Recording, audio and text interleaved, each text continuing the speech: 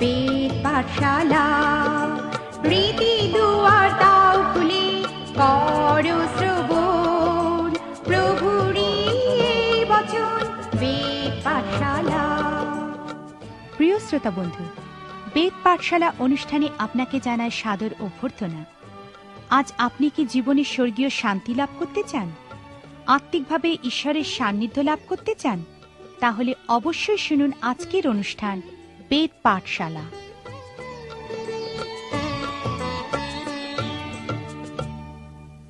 প্রিয় শ্রোতা বন্ধু, বেদ পাঠশালা অনুষ্ঠানে আপনাকে স্বাগত জানাই।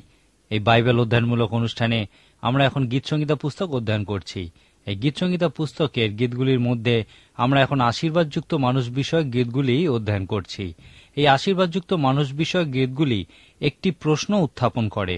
আসুন এখন আমরা গীত সংহিতা পুস্তকের 128 সংখ্যার গীতটি পড়ি এবং এখান থেকে সেই প্রশ্নটি দেখতে চেষ্টা করি।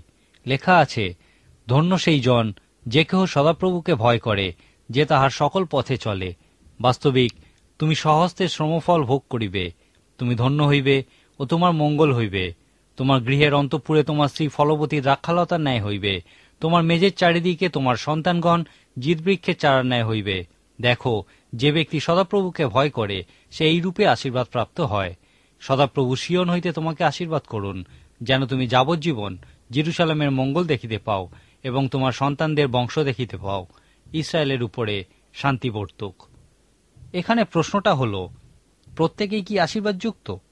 এমন অনেকেই আছেন যারা এই গীতের প্রথম বাক্যটির উপরই বেশি জোর দিয়ে থাকেন। আমি এই গীতটি আলোচনা করতে চাই কারণ এই গীতটিও আশীর্বাদযুক্ত মানুষ বিষয়ক গীতগুলির আদর্শ স্বরূপ। আসুন এই গীতটি থেকে আমরা একটি সম্ভাব্য প্রশ্নের উত্তর খোঁজার চেষ্টা করি। একমাত্র সেই সমস্ত মানুষদেরই বাইবেল সম্পর্কে কোনো প্রশ্ন থাকে না যারা কখনোই বাইবেল পড়ে না। আপনি যখন বাইবেল অধ্যয়ন করেন তখন আপনার মধ্যেও নানা ধরনের প্রশ্ন আসা সম্ভব।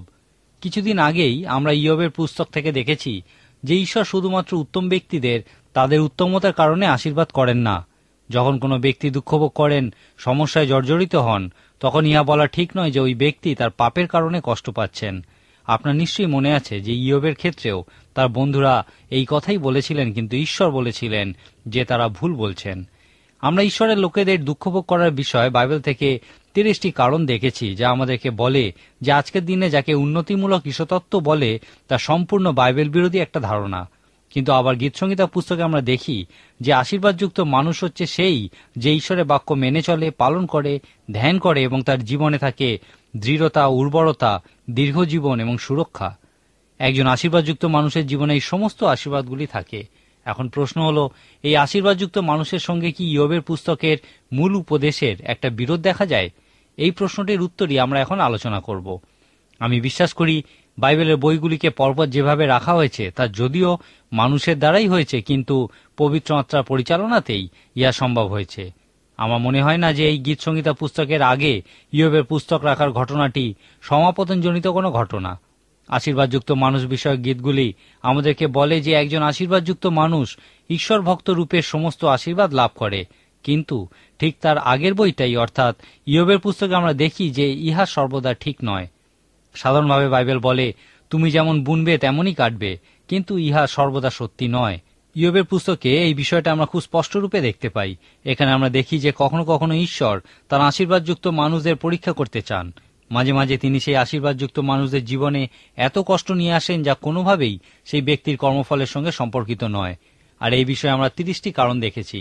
যাই হোক, আশীর্বাদযুক্ত মানুষ বিষয়ক গীতগুলি আমাদেরকে বলে যে সাধারণভাবে ঈশ্বর সেই আশীর্বাদযুক্ত মানুষকে তার জীবনে সে যা কিছু বুনেছে তার ভিত্তিতে আশীর্বাদ করে থাকেন। এই যে গীতটি আমরা এক্ষুনি পড়লাম, গীত সংহিতা 128 গীত আমাদেরকে বলে যে আশীর্বাদযুক্ত মানুষের জীবনে আশীর্বাদ কোনো দুর্ঘটনা বা সমাপতনজনিত ঘটনা নয়। এই গীতটির শুরুতেই লেখা আছে, ধন্য সেই ব্যক্তি। এমন অনেকে আছেন যারা এই কথাটির উপরই জোর দিতে চান। অনেকে ঈশ্বর সম্পর্কে বিশ্বাস করেন যেহেতু ঈশ্বর প্রেমময়, সেই জন্য তিনি প্রত্যেককে অবশ্যই প্রেম করবেন। প্রত্যেকেই আশীর্বাদযুক্ত হবে এবং সম্ভবত নরকের অস্তিত্ব থাকবে না। ঈশ্বর সম্পর্কে আমাদের এই উপলব্ধি থেকেই আমরা বলি যে প্রত্যেক ব্যক্তিরই আশীর্বাদযুক্ত হওয়া উচিত। যাই হোক, ঈশ্বরের চারিত্রিক বৈশিষ্ট্য হল মেঘধনুর রঙের মতো। ঈশ্বরের একটি নয় কিন্তু অনেক বৈশিষ্ট্য আছে। ঈশ্বর প্রেমময়, ইহার অর্থ এই নয় যে ঈশ্বরের আর কোনো চারিত্রিক বৈশিষ্ট্য নেই। পবিত্র শাস্ত্র আমাদেরকে বলে যে আশীর্বাদযুক্ত মানুষ শর্ত সাপেক্ষে আশীর্বাদ লাভ করে। লেখা আছে, ধন্য সেই জন যে কেহ সদাপ্রভুকে ভয় করে, যে তাহার সকল পথে চলে। বাস্তবিক তুমি স্বহস্তে শ্রমফল ভোগ করিবে। মনে রাখুন, আশীর্বাদযুক্ত মানুষ তার দৃঢ়তা এবং সঠিক নির্বাচনের কারণেই আশীর্বাদযুক্ত হন। ধন্য সেই জন যে সদাপ্রভুকে ভয় করে। ইহার অর্থ হল যারা ঈশ্বরকে বিশ্বাস করে, যারা ঈশ্বরকে ভয় করে, তারা তাকে অমান্য করতে ভয় পায়। এবং এই এক সংখ্যার গীতে তাদের বিশ্বাসের প্রমাণস্বরূপ বলা হয়েছে যে তারা তাহার সকল পথে চলে। এই কারণেই কোনো আশীর্বাদযুক্ত মানুষের জীবনে আশীর্বাদ নেমে আসে। এরপর এখানে আমরা সেই মৌলিক সত্য দেখতে পাই যে তুমি স্বহস্তে শ্রমফল ভোগ করিবে, অর্থাৎ প্রত্যেকেই তাদের কর্মফল ভোগ করবে। পবিত্র শাস্ত্রে আমরা এই কর্মফলের বিষয়টিকে ব্যবস্থা স্বরূপ দেখতে পাই। আমরা যেমনই বুনি তেমনই কাটি। জীবনের এই আত্মিক ব্যবস্থাগুলি ঈশ্বরভক্ত মানুষদের জন্যই লেখা হয়েছে, পাপীদের জন্য নয়। লেখা আছে, তোমরা ভ্রান্ত হইও না, ঈশ্বরকে পরিহাস করা যায় না, কেননা মনুষ্য যাহা কিছু বুনে তাহাই কাটিবে। ফলত আপন মাংসের উদ্দেশ্যে যে বনে সে মাংস হইতে ক্ষয়রূপ শস্য পাইবে, কিন্তু আত্মার উদ্দেশ্যে যে বনে সে আত্মা হইতে অনন্ত জীবনরূপ শস্য পাইবে। এই কথাগুলি কাদের উদ্দেশ্যে বলা হয়েছিল? যদি আপনি গালাতিয়া মণ্ডলীর প্রতি সাধু পৌলের পত্রের 6 অধ্যায় পড়েন, সেখানে এই কথাগুলি দেখতে পাবেন। এখান থেকে আপনি আবিষ্কার করবেন যে বীজ বোনা এবং শস্য কাটার বিষয়টি সর্বদা আত্মিক মানুষদের উদ্দেশ্যেই বলা হয়েছে। সাধু পৌল লিখেছেন, যদি কোনো মানুষ পতিত হয়, তাকে তোমরা যারা আত্মিক মানুষ তারা মৃদুতা ও নম্রতার আত্মা দ্বারা রক্ষা করো। আর এই পরিপ্রেক্ষিতে সাধু পৌল বলেছেন, ভ্রান্ত হইও না, ঈশ্বরকে পরিহাস করা যায় না, কেননা মনুষ্য যাহা কিছু বনে তাহাই কাটিবে। সাধুপৌল এই বিষয়ে আরও বলেছেন যে আপনি আপনার মানসিক ইচ্ছায় জীবনের বাগানে বীজ রোপণ করতে পারেন এবং ফলস্বরূপ আপনি পাপময় শস্য কাটতে পারেন। একজন আত্মিক ব্যক্তিরূপে আপনি এই পাপময় বিষয় কাটতে পারেন, অথবা আপনার জীবনের বাগানে আত্মিক বীজ বপন করে অনন্ত জীবনরূপ শস্য কাটতে পারেন। আপনাকে এই সঠিক বিষয়টি নির্বাচন করতে হবে। গীতসংহিতা পুস্তকের 128 সংখ্যার গীতটি আমাদেরকে এই বিষয়টি বলতে চায়। আপনি যখন এই গীতটি খুব কাছ থেকে পর্যবেক্ষণ করবেন, দেখবেন যে এখানে অন্যান্য আশীর্বাদযুক্ত গীতগুলির থেকে ভিন্ন একটি বিষয় আছে। এই গীত আমাদেরকে বলে যে কিভাবে এই আশীর্বাদযুক্ত ব্যক্তি এবং তার আশীর্বাদ সকল ঈশ্বরের পরিকল্পনা অনুযায়ী পৃথিবীতে উত্তম কাজের জন্য ব্যবহৃত হয়। অনেকে নিজেদের খুবই আত্মিক মনে করেন যখন তারা বলেন, আমি আমার পরিকল্পনায় ঈশ্বরকে জায়গা দেব বলে মনস্থির করেছি, এক্ষেত্রে ঈশ্বর আমার পরিকল্পনার অংশীদার।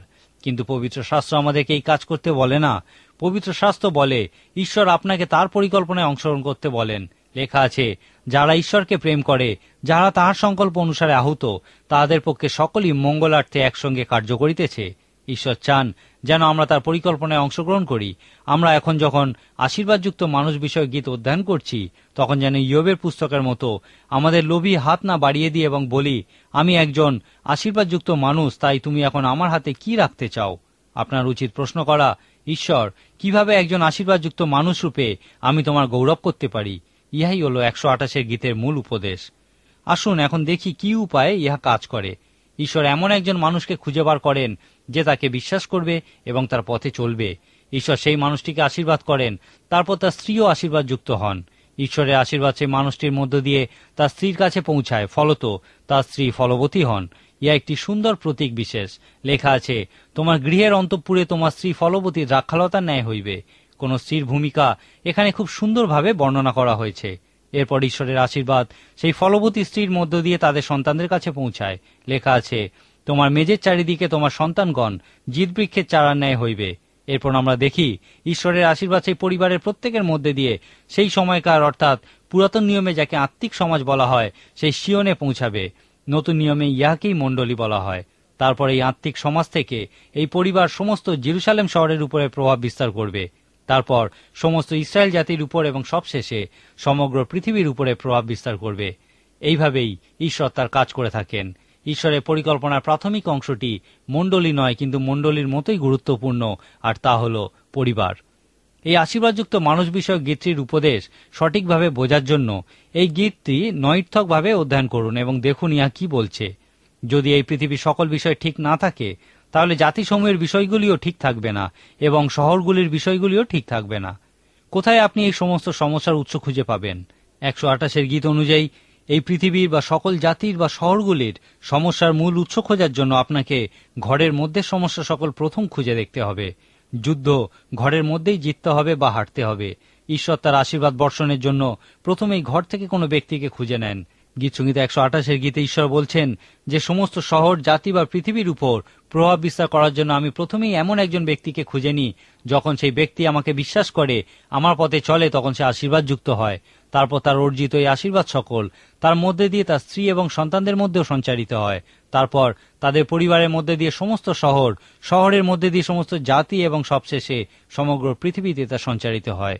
এই গীতে আমাদেরকে বলে যে কিভাবে এই আশীর্বাদযুক্ত মানুষ এবং তার আশীর্বাদ সকল ঈশ্বরের পরিকল্পনা অনুযায়ী সমস্ত পৃথিবীর উপরে প্রভাব বিস্তার করে। এই গীত অনুযায়ী কোনো ব্যক্তিই হচ্ছে গৃহের উৎসমূল। আমার মনে হয় এই জন্যই যীশু খ্রিস্ট বলেছিলেন, মানুষ ধরো। আমার মনে হয় এখানে যীশু খ্রিস্ট তার শিষ্যদেরকে বিশেষ করে পুরুষদের কাছে পৌঁছানোর বিষয়ে বলেছিলেন। বেশিরভাগ সময় দেখা যায় যে যদি শুধু নারী এবং সন্তানদের কোনো কাজের জন্য একত্রিত করা হয়, সেক্ষেত্রে পুরোপুরি কোনো পরিবারে বা গৃহে পৌঁছানো যায় না, কারণ পুরুষদের কাছে পৌঁছানো হয়নি। যদিও অনেক পুরুষ বা স্ত্রী আলাদা আলাদা করে খ্রিস্টে বিশ্বাস করেছে, কিন্তু বেশিরভাগ ক্ষেত্রেই দেখা যায় যদি কোনো পুরুষ প্রকৃতই ঈশ্বরের অনুসরণকারী হয়, সেক্ষেত্রে তার স্ত্রীও তাকে কোনো না কোনো সময় অনুসরণ করবেই। ইহা হয়তো অনেক সময় সাপেক্ষ হতে পারে, কারণ সেই স্ত্রী হয়তো সেই পুরুষের অর্জিত আশীর্বাদের বিষয় নিশ্চিত হতে চাইবে। যতই সময় লাগুক না কেন, একদিন না একদিন সেই স্ত্রী সেই পুরুষদের মতোই ঈশ্বরের অনুসরণকারী হবে। এই জন্যই যীশু খ্রিস্ট বলেছিলেন, মানুষ ধরো। যদি আপনি পুরুষকে ধরতে পারেন, তাহলে সমস্ত পরিবারকেই ধরতে পারবেন। 128 গীত যীশু খ্রিস্টের এই পরিকল্পনার কথাই আমাদের কাছে বলে। আজকের মতো শেষ করার আগে আমি আপনাকে কয়েকটা প্রশ্ন করতে চাই। আপনি কি সেই আশীর্বাদযুক্ত মানুষ? অর্থাৎ আমি বলতে চাইছি, আপনি কি সেই পুরুষ বা স্ত্রী যাকে ঈশ্বর আশীর্বাদ করতে চান? প্রত্যেক ব্যক্তি কি আশীর্বাদযুক্ত? এই গীত অনুযায়ী প্রত্যেক ব্যক্তি আশীর্বাদযুক্ত নয়, কিন্তু শুধুমাত্র আশীর্বাদের যোগ্য পুরুষ বা স্ত্রী আশীর্বাদ পেতে পারে। সুতরাং আমি আপনাকে আরেকটা প্রশ্ন করতে চাই, আপনি কি সেই আশীর্বাদযুক্ত পুরুষ বা স্ত্রী হতে চান? গীতসংহিতা পুস্তক আপনাকে সেই সমস্ত শর্তের বিষয় বলে যেগুলি পূরণ করলে ঈশ্বর আপনাকে আশীর্বাদ করতে পারেন। এই আশীর্বাদযুক্ত মানুষ বিষয়ক গীতগুলি থেকে সেই শর্তগুলি আবিষ্কার করুন। আপনি এই শর্তগুলি পূরণ করে ঈশ্বরের আশীর্বাদ লাভ করতে পারেন, বা আপনি এই শর্তগুলি প্রত্যাখ্যানও করতে পারেন এবং ঈশ্বরের আশীর্বাদ থেকে বঞ্চিত হতে পারেন। আপনাকেই নির্বাচন করতে হবে। আজকের মতো তাহলে এখানেই শেষ করি। আশা করি আগামী দিন আবার আপনার সঙ্গে দেখা হবে। ঈশ্বর আপনার মঙ্গল করুন। প্রিয় শ্রোতা বন্ধু, আজ আর সময় নেই। আপনি যদি প্রভু যীশু ও তার জীবনী সম্পর্কে আরো বেশি কিছু জানতে চান, তাহলে অবশ্যই পত্রের মাধ্যমে আমাদের সাথে যোগাযোগ করুন। যোগাযোগের জন্য আমাদের ঠিকানা হল বেদ পাঠশালা, বিশ্ববাণী, পোস্ট বক্স নম্বর 16925, কলিকাতা 700034। আবার বলছি, বেদ পাঠশালা, বিশ্ববাণী, পোস্ট বক্স নম্বর 16925, কলিকাতা 700034। তাহলে আজকের মতো বিদায় নিচ্ছি। নমস্কার।